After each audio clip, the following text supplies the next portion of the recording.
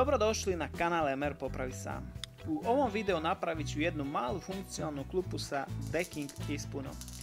Konstrukcija će biti metalna sa naslonom, a ispuna će biti sa Bondek Strong Decking daskom. Ovaj video jeste i preporuka kako da dođete do decking proizvoda iz prve ruke, koji se proizvodi u Srbiji. U opisu bit će link ka proizvodu i njihova stranica gdje imate i aktualne cene. Napravit ću jednu malu metalnu klupu za sedenje sa naslonom, obloženu sa Strong VPC decking daskom. Šta je decking?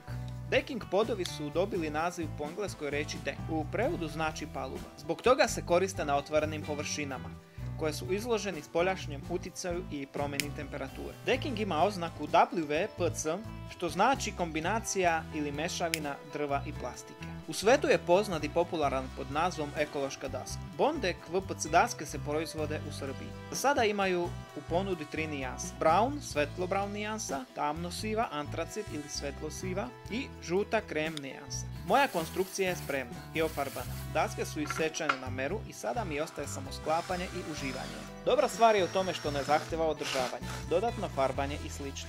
Otporan je i izdržljiv. Otporan je na vlagu, vodu, vetar i niske temperature. Koristi se na bazenima, terasama, balkonima, stazama, u dvorištu, zidnim oblogama, ograde, na vratima, kapijama, klupama, stolice, za stolove i još mnogo toga. Decking podovi ne samo da su otporni i čvrsti, već daju objektu jedan prelep dizajn. A uz pomoć dodatnih žabica montaža je vrlo jednostavna i prosta. Širina daske je 14 cm, debljina je 2,5 cm, a dužina može biti 3 ili 4 metara.